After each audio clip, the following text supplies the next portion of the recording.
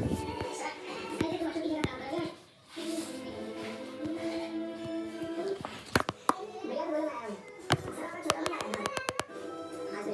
friends, today we are doing chemistry lab exams of question and answer.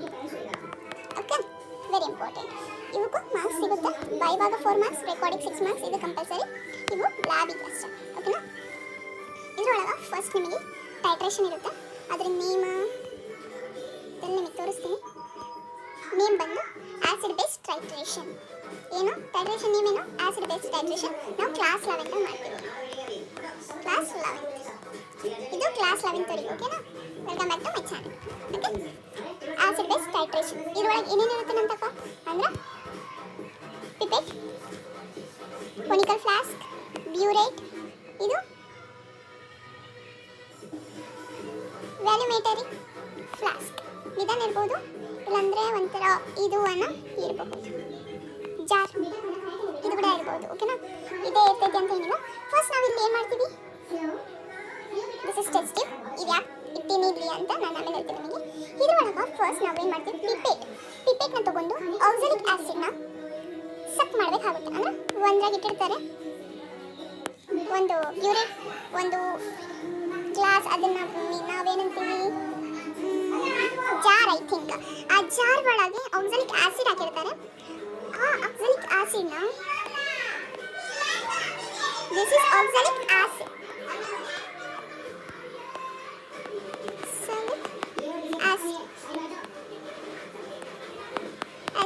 ಇದನ್ನ ನಾವೇನು ಮಾಡಬೇಕು, ಸಕ್ ಮಾಡಬೇಕು. ಇಲ್ಲಿ ಒಂದು ಮಾರ್ಕ್ ಇರುತ್ತೆ, ಇಷ್ಟು 10 ml ಅಷ್ಟು ಮಾರ್ಕ್ ಇರುತ್ತೆ. ಒಂದೊಂದು 25 ml ಇರುತ್ತೆ, ಒಂದು 10 ml ಇರುತ್ತೆ. ನಾವಿಲ್ಲಿ ಯೂಸ್ ಮಾಡೋದು 10 ml ಇಂದು. ಈ 10 ml ಇಂದು ನಾವು ಸಕ್ ಮಾಡಬೇಕಾಗುತ್ತೆ. ಸಕ್ ಮಾಡಿದಾಗ ಏನಾಗುತ್ತೆ, ಇಲ್ಲಿ ಮಟ್ಟ ನಮಗೆ ಆಕ್ಸಾಲಿಕ್ ಆಸಿಡ್ ಅನ್ನೋದು ಬಂದಾಗ ಸ್ಟಾಪ್ ಮಾಡಬೇಕಾಗುತ್ತೆ. ಅಲ್ಲಿ ಬಂದಾಗ ಏನಾಗುತ್ತೆ ಅಂದರೆ ಈ ಪಾಯಿಂಟಲ್ಲಿ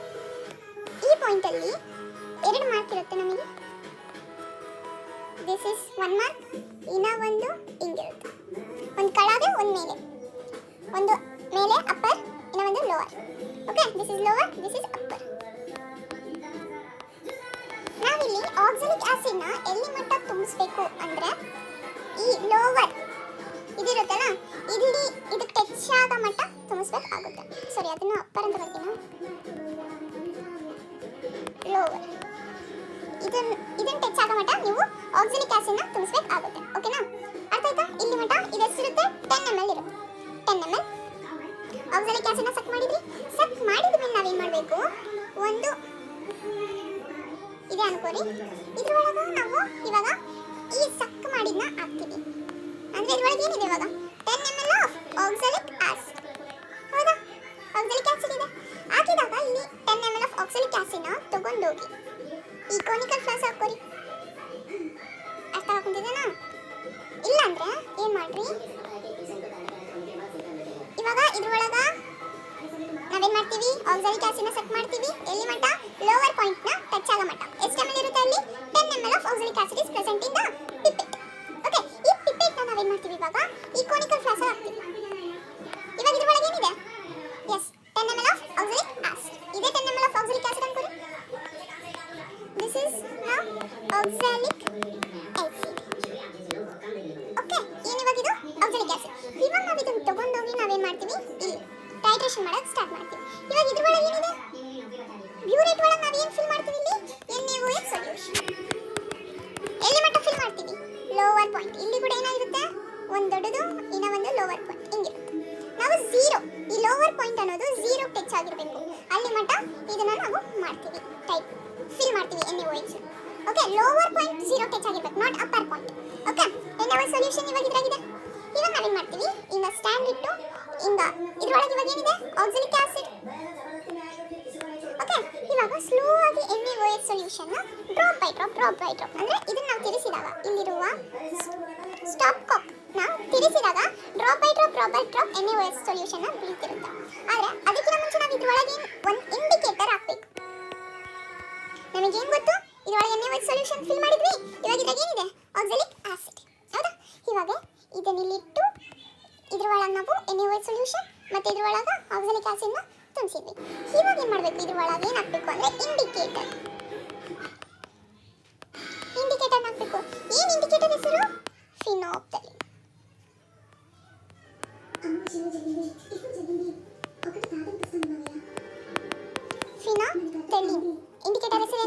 ಫಿನಾಪ್ತಲಿನ್ ಹಾಕಿ ನಾವು ಇಲ್ಲಿ titration drop by drop NaOH ಸೊಲ್ಯೂಷನ್ನ ಆ ಆಕ್ಸಾಲಿಕ್ ಆಸಿಡ್ ಒಳಗೆ ಕೊನಿಕಲ್ ಫ್ಲಾಕ್ಸ್ ಒಳಗೆ ಆಗ್ತಿರುವಾಗ ನಮಗೆ ಅದು ಸ್ವಲ್ಪ ಏನಾಗುತ್ತೆ ಕಲರ್ ಚೇಂಜ್ ಆಗುತ್ತೆ.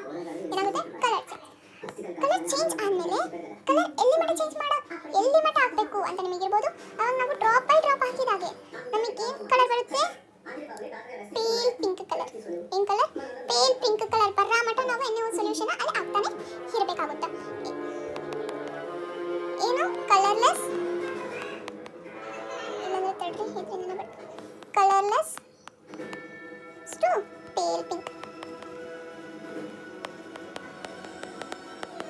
ಈ ಸೊಲ್ಯೂಷನ್ ಈ ರಿಯಾಕ್ಷನ್ ನಮಗೆ ಆಗಬೇಕು. ಅಂದರೆ ಈ ಕಲರ್ಲೆಸ್ ಇಂದ ಪೇಲ್ ಪಿಂಕ್ ಆಗೋ ಮಟ್ಟ ನಾವು NaOH ಸೊಲ್ಯೂಷನ್ ಹಾಕ್ತಿರಬೇಕು.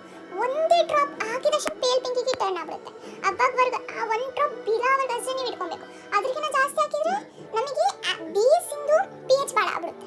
ಓಕೆ, ನಮಗೆ ಬರೀ ಏನು ಬೇಕು? ನ್ಯೂಟ್ರಲ್ ಬೇಕು. ನ್ಯೂಟ್ರಲ್ ಅಂದರೆ 7 pH ಇರಬೇಕು. 7 ಇಸ್ ಅ pH. ಈ pH ಇರಬೇಕಂದ್ರೆ ಬರೀ ಪೇಲ್ ಪಿಂಕ್ ಒಂದು ಡ್ರಾಪ್ ಆದಷ್ಟು ಪೇಲ್ ಪಿಂಕ್ ಆಗುತ್ತೆ. That is the 7 degree of pH. ಅರ್ಥ ಆಯ್ತಾ? ಈ ಟೈಟ್ರೇಷನ್ ನಿಮಗೆ ಅರ್ಥ ಆಯ್ತು ಅನ್ಕೊಂತೀನಿ. ಇಲ್ಲಿ ಕೂಡ ಅದೇ ಇಲ್ಲಿ ಕೂಡ ಬರ್ತಿತ್ತು. ಏನಿದು observation solution taken in burette ಏನು ತಗೊಂಡಿವಿ? NaOH ಸೊಲ್ಯೂಷನ್ ಬ್ಯೂರೇಟ್ ಒಳಗೆ ಏನು ತಗೊಂಡಿವಿ? NaOH. Next solution taken in conical flask ಇದರೊಳಗೆ ಏನು ತಗೊಂಡಿವಿ? Oxalic acid. Okay, oxalic acid solution indicator ಎಷ್ಟು ಮೊಲಾರ್? ನಾವು 10 ml ತಗೊಂಡಿವಿ. ಅದಕ್ಕೆ ಮೊಲಾರಿಗೆ ಕನ್ವರ್ಟ್ ಮಾಡಿದ್ರೆ ಎಷ್ಟು? 0.1 ಮೊಲಾರ್. ಇಂಡಿಕೇಟರ್ ಯಾವ ತಗೊಂಡಿವಿ? ಫಿನಾಪ್ತಲಿನ್. ಎಂಡ್ ಪಾಯಿಂಟ್ ಏನು? Colourless to pale pink. This is the tabular column of this titration, acid base titration. ಇಲ್ಲಿ ಏನು ಮಾಡ್ತೀವಿ ಅಂದ್ರೆ ಟ್ರಯಲ್ 3 ಮಾಡ್ತೀವಿ, 3 ಮಾಡ್ತೀವಿ. ಒಂದು ಫೈನಲ್ ರೀಡಿಂಗ್, ಇನಿಷಿಯಲ್ ರೀಡಿಂಗ್. ಇಲ್ಲಿ V1 ವ್ಯಾಲ್ಯೂನ ಕಂಡುಹಿಡಿತೀವಿ ನಾವು. ನೋಡಿ, final reading is nothing but ಇಲ್ಲಿ ಮಾರ್ಕ್ ಕೊಟ್ಟಿರ್ತಾರೆ. ಮಾರ್ಕ್ ಈ 0 ಇಲ್ಲಿಂದ ಸ್ಟಾರ್ಟ್ ಆಗಿರುತ್ತೆ ನಮಗೆ. ಇವಾಗ ನಾವು ಹಿಂಗೆ ಓದ್ಕೊಂತ ಬರಬೇಕಾಗುತ್ತೆ. ಅಂದರೆ ಮೇಲಿಂದ ಓದ್ಕೊಂತ ಬರಬೇಕು. ಕೆಳಗಿಂದ ಓದ್ಕೊಂಡು ಹೋದ್ರೆ ಕನ್ಫ್ಯೂಸ್ ಆಗುತ್ತೆ. ಅದಕ್ಕೆ ಮೇಲಿಂದ ಓದ್ಕೊಂಡು ಬರಬೇಕಾಗುತ್ತೆ. ಇವಾಗ ಇಲ್ಲಿ ಮಟ್ಟ ಬಂತು ಅನ್ಕೋರಿ.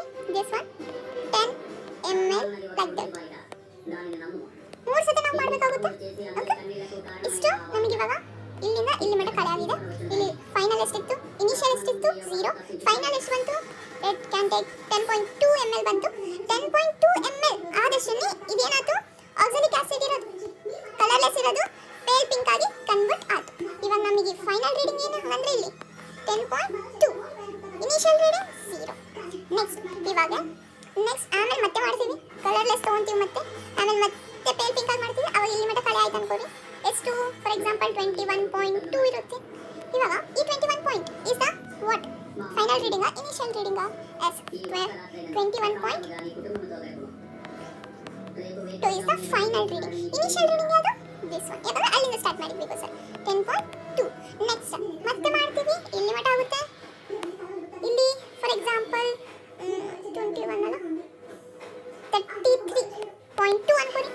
33.2. ಇವಾಗ ಇರುವಾಗ ಫೈನಲ್ ರೀಡಿಂಗ್ ಯಾವುದು? What is the final reading? 33.2 and initial reading 21.2. ಇವಾಗ ಇದನ್ನ ನಾವೇನು ಮಾಡ್ತೀವಿ? ಇವಾಗ ಇದ್ರೊಳಗೆ ಇದನ್ನ ಮೈನಸ್ ಮಾಡಿದಾಗ ನಮಗೆ ಏನು ಬರುತ್ತೆ? 10.2 ಬರುತ್ತೆ. ಇವಾಗ 21.2 ಒಳಗೆ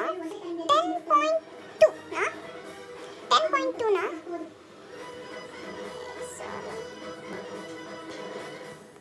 ಇಲ್ಲಿ ನೋಡಿ ನಾವೇನು ಮಾಡ್ತೀವಿ ಇವಾಗ?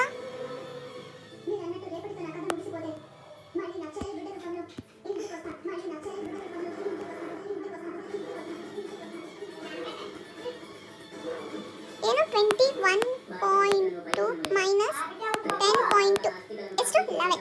ಓಕೆ, 11. ನೆಕ್ಸ್ಟ್ 33.2 ಒಳಗೆ ಮೈನಸ್ 21.2.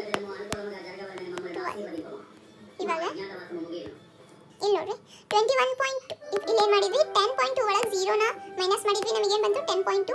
ಆಮೇಲೆ 21.2 ಒಳಗೆ ಇವಾಗ 10.2ನ ಮೈನಸ್ ಮಾಡಿದಾಗ ನಮಗೇನು ಬರುತ್ತೆ? 11.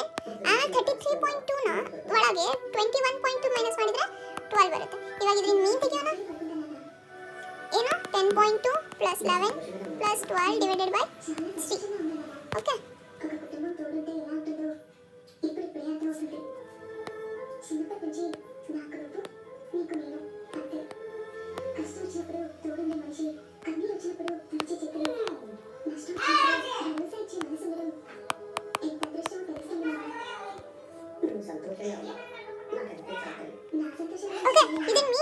ಒಂದು ಆನ್ಸರ್ ಬರುತ್ತೆ. Consider M is the answer. ಈ ಎಮ್ ನ ತಗೊಂಡೋಗಿ ನಾವೇನು ಮಾಡ್ತೀವಿ, ಈ ವ್ಯಾಲ್ಯೂ ಎಲ್ಲ ಹಾಕ್ತೀವಿ. ಎಲ್ಲಿ ಹಾಕ್ತೀವಿ? ಇಲ್ಲಿ ಹಾಕ್ತೀವಿ. ಈ ಪ್ಲೇಸ್ ಹಾಕ್ತೀವಿ ನಾವು. ಅದನ್ನ ತಗೊಂಡೋಗಿ ದಿಸ್ ಇಸ್ ದ ಫಾರ್ಮುಲಾ. ಎಲ್ಲಿಂದ ಬಂತು ನಮಗೆ ಫಾರ್ಮುಲಾ? ಇಲ್ಲಿಂದ ಬಂತು. ಇವಾಗ ನೋಡ್ರಿ, ಇಲ್ಲಿ ನಾವೇನು ಕಂಡುಹಿಡಿಬೇಕು? Okay, a1 m1 v1 is equals to a2 m2 v2 m1 ನಾವು ಕಂಡುಹಿಡಿಬೇಕು ಅಂದ್ರೆ ಇವೆಲ್ಲ ಎರಡು ಹೋಗಿ ಡಿವೈಡ್ ಆಗ್ತವೆ. ಈ ಫಾರ್ಮುಲಾ ನಮಗೆ ಬರುತ್ತೆ. ಓಕೆ, ಇದು ಏನು ಒಂದೊಂದು ಏನು ಅಂತ ಇಲ್ಲಿ ನಾನು ಡಿಸ್ಕ್ರೈಬ್ ಮಾಡಿ ಇಲ್ಲಿ ಹೇಳಿದ್ದೀನಿ ನಿಮಗೆ. ಓಕೆನಾ? ಈ ಇದ್ರೊಳಗೆ ಮೀನ್ ಬಂದಿದ್ದು, ಇದು ಮಾಡಿದಾಗ ಆನ್ಸರ್ ಬಂದಿದ್ದು ತಗೊಂಡು ನಾವೇನು ಮಾಡ್ತೀವಿ, ಈ v1 ಪ್ಲೇಸ್ ಹಾಕ್ತೀವಿ. ಹಾಕಿದ ಮೇಲೆ ನಮಗೆ ಕ್ಯಾಲ್ಕುಲೇಟ್ ಮಾಡಿದಾಗ ನಮಗೆ m1 ಬರುತ್ತೆ. That is the main answer of this titration. ನಾವು ಇದರ ವ್ಯಾಲ್ಯೂ ಕೂಡ ನಾನು ಇಲ್ಲಿ ಪಕ್ಕಕ್ಕೆ ಹಾಕ್ಬಿಟ್ಟಿರ್ತೀನಿ. ಇದರಿಂದ ಇದು ಅಂತ ಹಾಕಿದ್ದೇನೆ, ಅದನ್ನ ನೀವು ನೋಡ್ಕೊಬೋದು. ಓಕೆ, ಅರ್ಥ ಆಯ್ತಾ?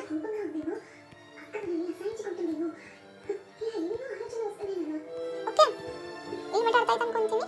ಇಲ್ಲಿ ನೋಡ್ರಿ, ಅರ್ಥ ಆಯ್ತಲ್ಲ? ನೆಕ್ಸ್ಟ್ ನಾವೇನು ಬರೀಬೇಕು, ಇಲ್ಲಿ ರಿಯಾಕ್ಷನ್ ನಿಮಗೆ ಮ್ಯಾನ್ಯುವಲ್ ಕೊಟ್ಟಿರ್ತಾರೆ. ರಿಯಾಕ್ಷನ್ ಮತ್ತೆ ರಿಸಲ್ಟ್ ನಾವು ಬರೀಬೇಕಾಗುತ್ತೆ ಆಮೇಲೆ. Okay, this is about titration. ಇವಾಗ ನಮಗೆ ನೆಕ್ಸ್ಟ್ ಕೊಡೋದು ಸಾಲ್ಟ್. ಎಲ್ಲ ಮಕ್ಕಳಿಗೆ ಭಾಳ ಟಫ್ ಅಂದ್ರೆ ಸಾಲ್ಟ್ ಆಗುತ್ತೆ. ಓಕೆ, ಸಾಲ್ಟ್ ಭಾಳಷ್ಟು ಆಗ್ತೈತಿ. ಈ ಸಾಲ್ಟ್ನ ಮಾಡ್ತೀವಲ್ಲ, that is very tough for some students. Okay, ಭಾಳಷ್ಟು ಸ್ಟೂಡೆಂಟ್ಸಿಗೆ ಅಲ್ಲೇ. ಓಕೆ, ಅದಕ್ಕೆ ನಾನು ಈ ಪೇಪರನ್ನು ನಿಮಗೆ ತಂದಿದ್ದೀನಿ. ನಿಮಗೆ ಕೊಟ್ಟಾರೋ ಇಲ್ಲೋ ಗೊತ್ತಿಲ್ಲ, ಮಾತ್ರ this is for first PUC and also second PUC students. Okay, ಅವ್ರಿಗೆ ಕೆಮಿಸ್ಟ್ರಿ ಯಾರಿಗೆ ಸೆಕೆಂಡ್ PUC ಅವರಿಗೆ ಇರಬಹುದು ಕೆಮಿಸ್ಟ್ರಿ ಎಕ್ಸಾಮ್ಸ್, ಅವರಿಗೆ this is very very important. Help ಕೂಡ ಆಗುತ್ತೆ ನಿಮಗೆ. ಓಕೆ, ಏನಿದು ಬೆಳಗಾವಿಯಿಂದ ಬಂದಿದೆ ನಿಮಗೆ ಅನಿಸಿದಾಗ. ನೆಕ್ಸ್ಟ್ ಕೆಮಿಸ್ಟ್ರಿ ಪ್ರಾಕ್ಟಿಕಲ್ಸ್ ಮಾಡಕ್ಕೆ this is the very important paper. ಇದರಿಂದ ಏನು ಮಾಡ್ತೀವಿ ನಾವು, systematic qualitative analysis of simple inorganic salt.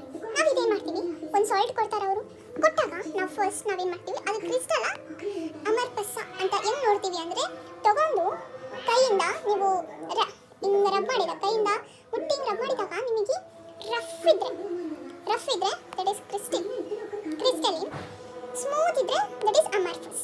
ಏನು ರಫ್ ಗಟ್ಟಿ ರಾ ಶೇಪ್ ಅಂದರೆ ರಾ ಮೆಟೀರಿಯಲ್ಸ್ ಇದ್ದರೆ ದಟ್ ಈಸ್ ಕ್ರಿಸ್ಟಲಿನ್, ಸ್ಮೂತ್ ಇದ್ರೆ that is amorphous. Okay, crystalline ಇದ್ರೆ ಏನೇನು ಪ್ರೆಸೆಂಟ್ ನೋಡ್ರಿ, Cl minus Br minus NaO3 minus SO2 4 minus may be present.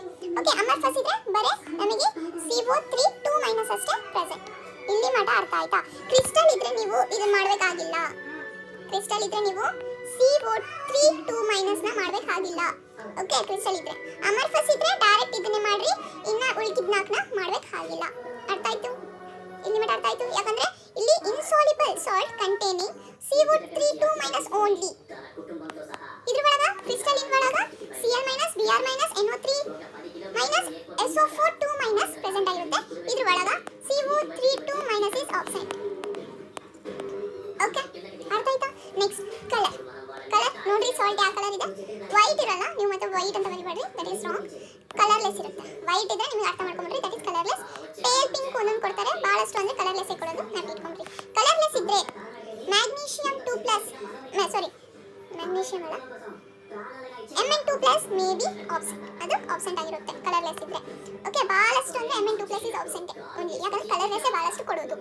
Soluble test ಯಾಕೆ ಮಾಡಬೇಕು ಅಂದರೆ, ಇಲ್ಲಿ ಮುಂದೆ ಹೋಗ್ತಾ ನಮಗೆ ಇದು ಕೇಳ್ತಾರೆ, ಪ್ರಿಪರೇಷನ್ ಆಫ್ ಒರಿಜಿನಲ್ ಸೊಲ್ಯೂಷನ್ ಅಂತ ಕೇಳಿದಾಗ ಸಾಲ್ಟ್ ಪ್ಲಸ್ ವಾಟರ್ ಬರಿಬೇಕಾ, ಇಲ್ಲ ಸಾಲ್ಟ್ ಪ್ಲಸ್ ಡೈಲ್ಯೂಟ್ HCl ಬರಿಬೇಕಾ ಅಂತ. ಸಾಲ್ಯುಬಲ್ ಇದ್ರೆ ನಾವು ಸಾಲ್ಟ್ ಪ್ಲಸ್ ಡೈಲ್ಯೂಟ್ HCl ಅಂತ ಬರಿಬೋದು. ಅದೇ ಇನ್ಸಾಲ್ಯುಬಲ್ ಇದ್ರೆ ಸಾಲ್ಯುಬಲ್ ಇದ್ರೆ ಸಾಲ್ಟ್ ಪ್ಲಸ್ ವಾಟರ್ ಅಂತ ಬರಿಬೋದು. ಇನ್ಸಾಲ್ಯುಬಲ್ ಇದ್ರೆ ಸಾಲ್ಟ್ ಪ್ಲಸ್ ಡೈಲ್ಯೂಟ್ HCl ಅಂತ ಬರಿಬೋದು. ಅದಕ್ಕೆ ನಾವು ಇದನ್ನ ಮಾಡ್ತಾ ಹೋಗ್ತೀವಿ. ಸಾಲ್ಯುಬಲ್ ಟೆಸ್ಟ್ ಮಾಡ್ತೀವಿ, ಸಾಲ್ಟ್ ಪ್ಲಸ್ ವಾಟರ್ ಹಾಕಿದಾಗ ಸಾಲ್ಟ್ ಸಾಲ್ಯುಬಲ್ ಆದ್ರೆ Cl minus Br minus NO3 minus SO4 2 minus are present and insoluble ಇದ್ರೆ CO ಕಾರ್ಬೋನೇಟ್ ಇಸ್ ಪ್ರೆಸೆಂಟ್. ಅರ್ಥ ಮಾಡ್ಕೊಂಡ್ಬಿಟ್ರಿ, ಇಲ್ಲೇ ಎಲ್ಲ ಅರ್ಥ ಮಾಡ್ಕೊಂಡ್ಬಿಟ್ರಿ. ಅಪಿಯರೆನ್ಸ್ ಫಸ್ಟ್, ಅಪಿಯರೆನ್ಸ್ ಅಂದ್ರೆ ಹೆಂಗಿದೆ, ಕ್ರಿಸ್ಟಲಿನ್ ಇದೆಯಾ ಅಮರ್ಫಸ್ ಇದೆಯಾ? ಕ್ರಿಸ್ಟಲಿನ್ ಇದ್ರೆ Cl minus Br minus NO3 minus SO4 2 minus are present. Amorphous ಇದ್ರೆ CO3 2 ಮೈನಸ್ ಆರ್ ಪ್ರೆಸೆಂಟ್.